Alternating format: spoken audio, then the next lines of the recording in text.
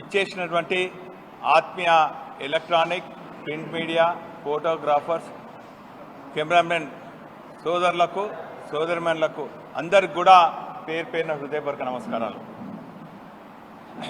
ఈనాటి press meet కార్యక్రమంలో నాతో పాటు గౌరవ మాజీ శాసనసభ్యులు అన్న సతీష్ అన్న గారు, పెద్ది సుదర్శన్ రెడ్డి గారు, సోదరులు టీజే రాష్ట్ర అధ్యక్షులు మరి యాదవ్ రెడ్డి గారు, సోదరులు రాష్ట్ర మాజీ చైర్మన్ నాగర్ల వెంకన్న గారు, సంపత్ రెడ్డి గారు, మా రమేష్ గారు, పుల్లి రజనీకాంత్ గారు, నయీం గారు, రవీందర్ గారు, అదేవిధంగా మిత్రులందరూ కూడా బీఆర్ఎస్ పార్టీ నాయకులందరూ కూడా పాల్గొంటున్నారు. వారికి కూడా హృదయపూర్వక నమస్కారాలు.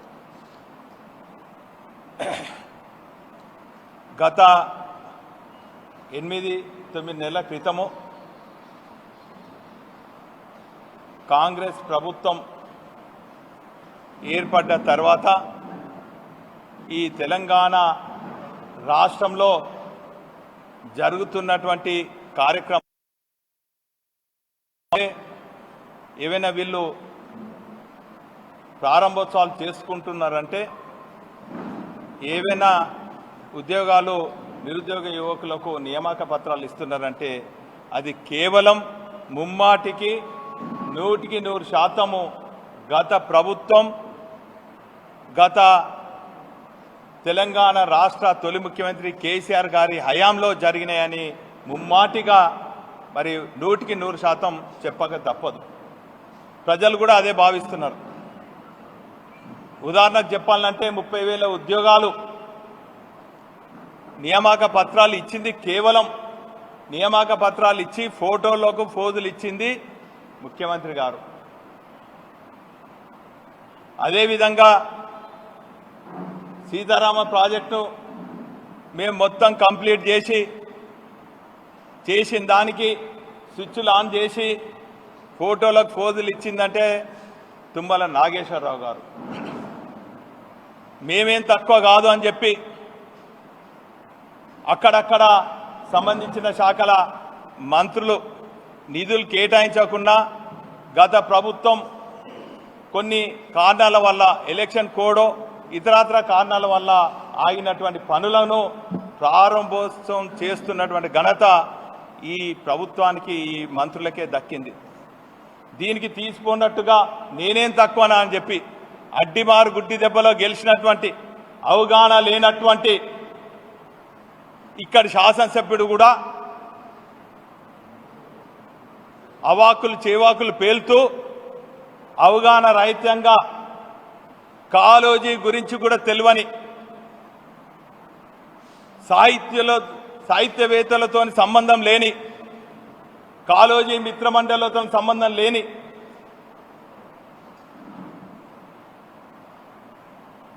ఒక ప్రజాప్రతినిధి ఈరోజు కాళోజీ కళాక్షేత్రం గురించి మాట్లాడటం హాస్యాస్పదంగా ఉంది. కవులు, కళాకారులు, సాహిత్యవేత్తలు నవ్వుకుంటున్నారు నిన్ను చూసి. ఇప్పటికైనా అడ్డిమారు గుడ్డి దెబ్బలో గెలిచినటువంటి నువ్వు ప్రజా సమస్యలపైన పట్టించుకో, అవగాహన తెలుసుకో. కాళోజీ కళాక్షేత్రం ఎట్లా ప్రారంభమైందో తెలుసా నీకు? కాళోజీ మిత్రమండలిలను అడుగు, పెద్దలు పూజలు నవీన్ సార్ని అడుగు, శాస్త్రి సార్ని అడుగు, సోదరులు అశోక్ గారిని అడుగు, శ్రీనివాస్ గారిని అడుగు, విద్యార్థి గారిని అడుగు. ఏం అవగాహన లేకుండా, అందరికీ అవగాహన ఉండాలని ఏం లేదు. నాకు కూడా అనేక సమస్యలపైన అవగాహన లేకుంటే ఆ సమస్యల పరిష్కారం కోసం కృషి చేసే మేధావులతోని సంప్రదించేది, సమస్యలున్న దగ్గరికి పోయేది, సమస్యల పరిష్కారం కోసం నిధులు కేటాయించేదానికి, నిధులు తీసుకొచ్చేదానికి ఆనాటి మంత్రుల దగ్గరికి పోయినాం, ముఖ్యమంత్రుల దగ్గర పోయినాం. వాస్తవంగా దీనికి బీజం పోసింది, బీజం నాటింది 2009-10 సంవత్సరంలో. కాళోజీ గారి మరణాంతరం అప్పుడు సమైక్య రాష్ట్రంలో టీడీపీ కాంగ్రెస్ ప్రభుత్వాలు ఉండే. కనీసము ఈ రెండు ప్రభుత్వాలకు, ఈ రెండు ప్రభుత్వంలో ఉన్నటువంటి మంత్రులకు, ముఖ్యమంత్రులకు పద్మవిభూషణ్ ఇచ్చి గ్రహీతకు కనీసం మర్యాదలు చేయాలనే నిమిత్త జ్ఞానం కూడా లేదు వీళ్లకు. ఆ రోజులలో ప్రజల ఆకాంక్ష మేరకు ఒక ప్రజాప్రతినిధిగా నేను గెలిస్తే ఆ రోజు పెద్దలైనటువంటి నవీన్ సార్ గారు అయితేనేమి, విద్యార్థి గారు అయితేనేమి, గౌరవనీయులు రామశాస్త్రి గారు అయితేనేమి, శ్రీనివాస్ గారు అయితేనేమి, అశోక్ గారు అయితేనేమి, వీళ్ళందరూ కూడా వచ్చి ఆ రోజు కాళోజీ జయంతి సందర్భంగా వరంగల్ పబ్లిక్ స్కూల్ డైరెక్టర్ అయినటువంటి కెప్టెన్ లక్ష్మీకాంతారావు గారి స్కూల్ క్యాంపస్లో ఆడిటోరియంలో వారి జయంతి కార్యక్రమాలు చేస్తున్నటువంటి సందర్భంలో ఇంత గొప్ప కవికి, ఈ నేలలో జన్మించినటువంటి వరంగల్ బిడ్డకు వారు రచించినటువంటి కవిత్వాలకు, సాహిత్యాలకు ఒక కళారూపం ఉండాలి, ఒక భవనం నిర్మాణం చేసుకోవాలి, ప్రభుత్వం తరఫున ఒక 300 గజాల స్థలం కనుక ఇచ్చినట్టయితే మేమందరం కూడా కవులు, కళాకారులు, సాహిత్య ప్రియులు అందరం కూడా పైసలు పోగేసుకొని రాబోయే తరాలకు వారి గొప్ప సాహిత్యాన్ని తెలియజేసే విధంగా ఒక అధ్యయన కేంద్రంగా నిర్మాణం చేసుకుంటామని చెప్పి ఆ రోజు కెప్టెన్ లక్ష్మీకాంతారావు గారి సమక్షంలో వారు విన్నవించుకోవడం జరిగింది.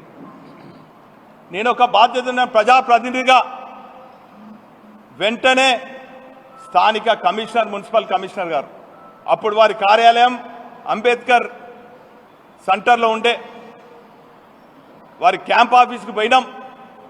అక్కడికి పోతే వారు అన్నారు నా పరిధిలో లేదు అంటే, సార్ అది మున్సిపల్ జాగానే సార్, డిఐజీ ఆపోజిట్ గల్లీలో ఉన్న ఆపోజిట్లో ఉంది, దాన్ని కేటాయించండి అంటే అది నాకు సంబంధం లేదు, కలెక్టర్ గారిని అడగాలన్నారు. మేము అందరం కలెక్టర్ దగ్గర పోయినాం. కలెక్టర్ గారు అన్నారు ఇది రాష్ట్ర ప్రభుత్వం సిఎస్ నిర్ణయం తీసుకోవాలి అని చెప్పిండ్రు.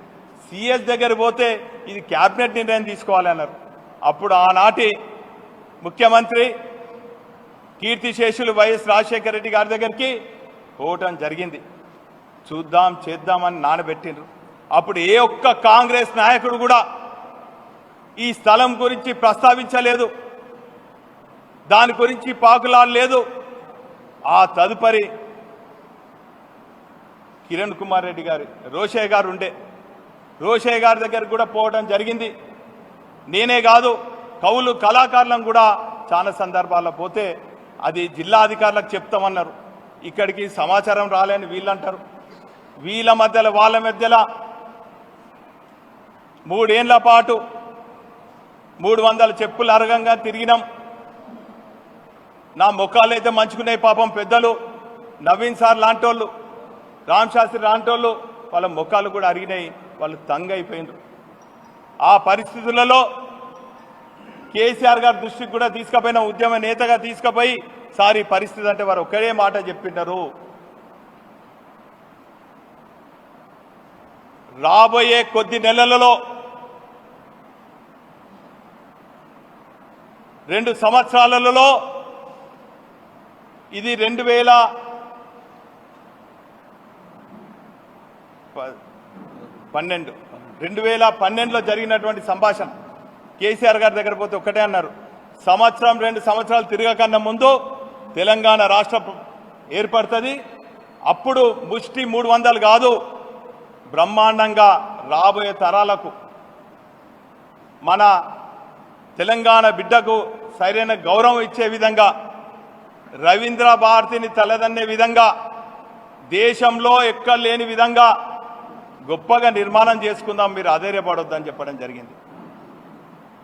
ఆ తదుపరి తెలంగాణ ఏర్పడ్డ తొలి రోజులలోనే 100 రోజు తన పరిపాలన ముగించుకొని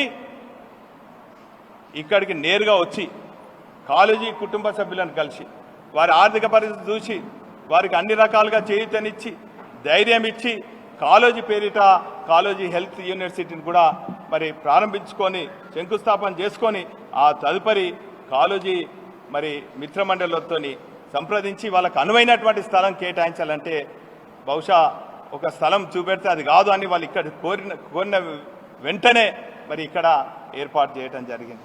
దానికన్నా ముందు చూసినట్టయితే నేను చెప్పినటువంటి పేర్లలో అందరితోని కూడా ఇక్కడ చూడండి, నవీన్ సార్, శాస్త్రి సార్, నందిని సిద్ధారెడ్డి గారు, అశోక్ గారు, అప్పుడు అడ్వైజర్ పాపారావు గారు, వీళ్ళందరితోని సమీక్ష సమావేశం నిర్వహించి కాళోజీ గారి పేరిట యూనివర్సిటీలు కానీ అవార్డులు కానీ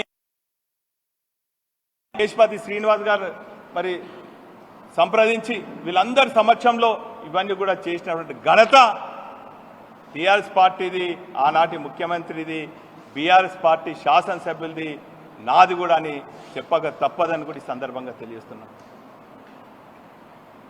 దేనిపైన అవగాహన లేకుండా ఇష్టం వచ్చినట్టు మాట్లాడటం, అవాకులు చేవాకులు పేలటం సరికాదని చెప్పి ఈ సందర్భంగా నా మిత్రుడైనటువంటి రాజేందర్ రెడ్డి గారిని కోరుతున్నా. నీలాగా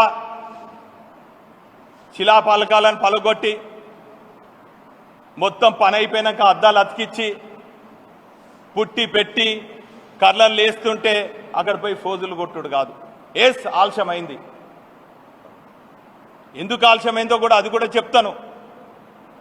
మా తప్పిదం కాదు, ఒక ఏజెన్సీకి ఇస్తే అక్కడ తప్పిదం జరిగింది. ఆ ఏజెన్సీ సరిగా అయినటువంటి ఆనాడు చెప్పినటువంటి స్పెసిఫికేషన్స్ సరిగా చేయలేదనో, లేకుంటే ఉన్నటువంటి అప్పుడున్నటువంటి ఆర్కిటెక్ట్ డిజైన్లకు సరిగా చేయాలనే, లేక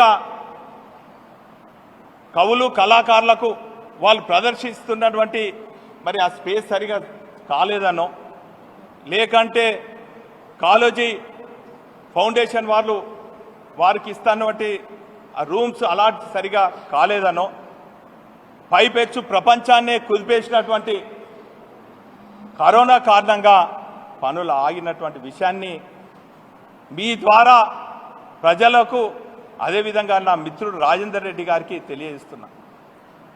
ఈ 8 నెలల కాలంలో పాపం నా మిత్రుడు నిధులు ఏం తెచ్చిండో అది మీకు తెలుసు, పబ్లిక్ తెలుసు.